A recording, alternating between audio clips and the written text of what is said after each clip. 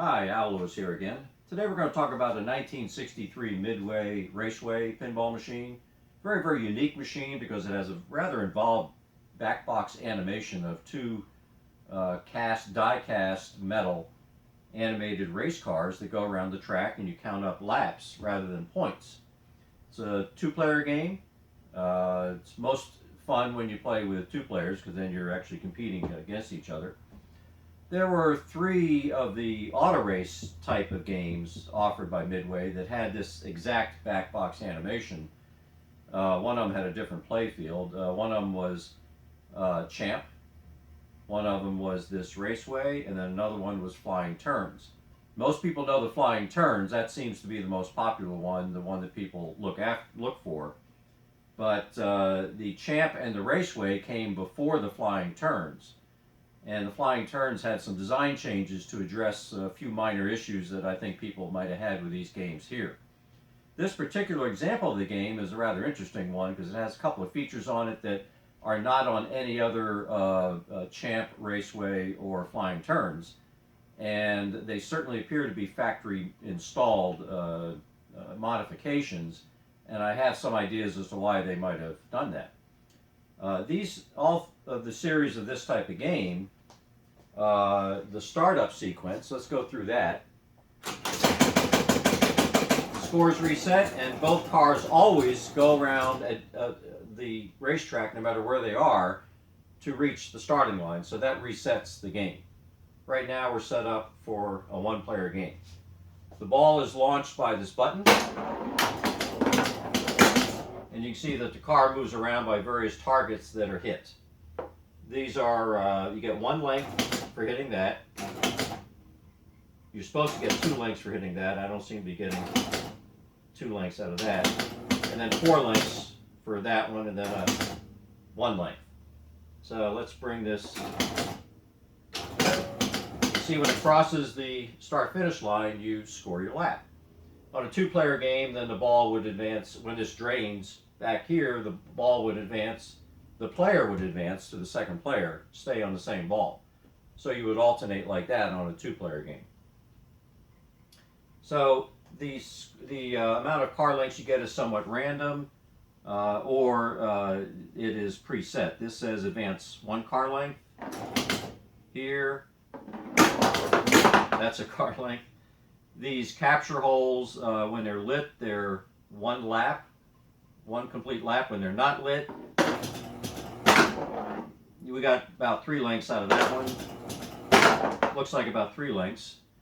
These capture holes let you count up your bonus, and your bonus is the number of lengths. So this is, right now we are set up for 10 plus 8, or 18 lengths.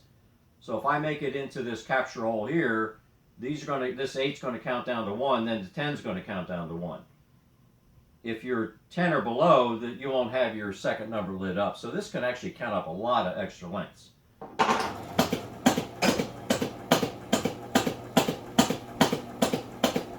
Then it will kick it back out and you continue playing. And when the ball drains, it'll count up to the second ball. So it's a very unique pinball design for the backbox animation, rather involved, and they actually use real Dinky brand die-cast cars from the 1950s. Okay, let's take a more detailed look inside and underneath. First thing you notice is there's nothing inside the actual bottom cabinet at all. This is where you usually find quite a bit of the electromechanical relays and solenoids and the transformer, but not in this game. In this game, they put them all in a back box, which makes for a very heavy back box. Otherwise, they use rather conventional designs, but they made proprietary kickouts and slingshots and everything else. They don't share parts with any of the other pinball manufacturers' games. On the Midway pinballs, one area that gets a lot of problems is the flipper mechanisms. These are ones I had to make up out of Gottlieb parts. Every part on here is a Gottlieb part because the Midway flipper mechanisms are proprietary design. No one has any spare parts for them, and they're usually very beat up, so you can't even try to repair them. So I found that the late 50s, early 60s Gottlieb parts, you just use the Gottlieb brackets and relocate them and make up your new links out of the material that you can get from Pinball Resource, these plastic links right here. And so you custom make those, and you kind of just finagle your own angles.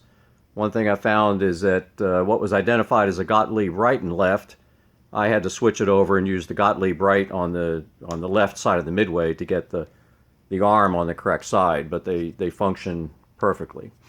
And you have to add your own end of stroke switches over here. All right, now let's take a look at the back box where all the activity takes place.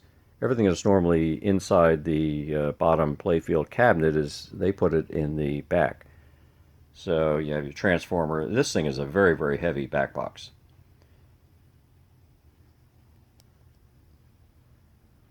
And this is the graphic they have for the mechanical animation. I had to reproduce that myself because the old one, I had a complete old one, but I had to rescan it. It was all torn up and very dirty.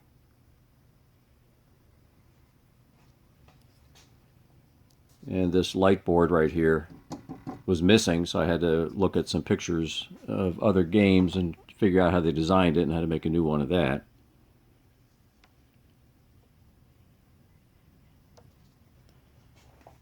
And then the bottom of this thing, here's the racetrack. Let's try to get back here. And then here's the mechanical animation down here. Chain drive. This drives both of the cars. The one very interesting thing I soon discovered when trying to repair this machine, it was in very bad shape when I got it, is that my RaceWay schematic was not completely matching what I had in this game. And there's no evidence here whatsoever of anyone adding after it left the factory, of anyone adding or changing anything. This was all factory wiring when I received it. What I soon discovered from investigation is that I have some Champ electrical features in here, and the rest of them are Raceway. These two relays here, number 1 game over, number 2 game over, and a couple of other relay features are not on Raceway, on the Raceway schematic, and they are not on other Raceway games. Oh, I think it is this. I think this tilt relay becomes a game over relay, or vice versa. And the wiring was just different, but the rest of the wiring matches up with the Raceway schematic. So I found that I had to get a Champ schematic in addition to the Raceway schematic in order to fully understand how this game works. These two relays here do show up on the flying turn, so I think it was a later change in Raceway, and this game might have been a transition game between Champ and Raceway and then into flying turns, which I think came the year after.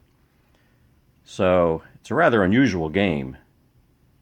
It's definitely a Raceway, but it's kind of a hybrid in certain areas, especially with those playfield features that I showed you and these relay differences that match the Champ. So it certainly made some challenges.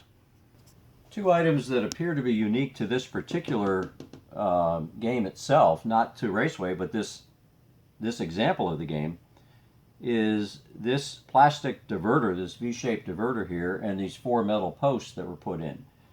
From all visual evidence and everything that I've done when I've seen during restoration, it certainly appears like these were put in at the factory. They were certainly very professionally done. Doesn't look like anyone was trying to drill holes. These were routed holes for these posts. The posts look as old as every other piece of metal on the machine. And this diverter, the wear pattern around the diverter, when the ball hits it, there's an area probably 1/8 of an inch wide that the ball never hits. That area was perfectly clean all the way around the perimeter, which means that every time this ball hit, it was not making the playfield dirty or wearing it down. And the unworn paint looked essentially brand new. So I think this was on from very, very early in its life, probably from the factory. I think this one was probably to address some complaints that I've read about with the Champ and the Raceway versions of this game, is that since the ball launch was always straight up the middle, you couldn't aim the ball at all. Quite often the ball would hit the center target and go straight and drain straight back down without you ever having a chance to play it. I played it without this diverter, and that happened quite often. It would just do a straight drain down. It looks to me like they were experimenting with, well, how to kick the ball out so you have a more random action. And when this ball goes up, you can see that it gets kicked down to an angle. And it usually would not drain. Now, occasionally it does do a straight drain down, but it's rather rare. So I think it actually was somewhat effective, but it doesn't show up in any of the games. So for some reason they didn't implement it. It seems like it probably was implemented through the redesign on the flying turns, where they had a turret that you could aim. These 4 metal posts that are in the middle, I'm not too sure what they were after there. The only reason that they would be there is to stop the ball from wedging itself in between 2 targets, but I'm not sure that that's an issue. I don't know if they had complaints on that or what. They don't add or subtract from the gameplay that I can see, except for avoiding getting the ball right in between 2 targets.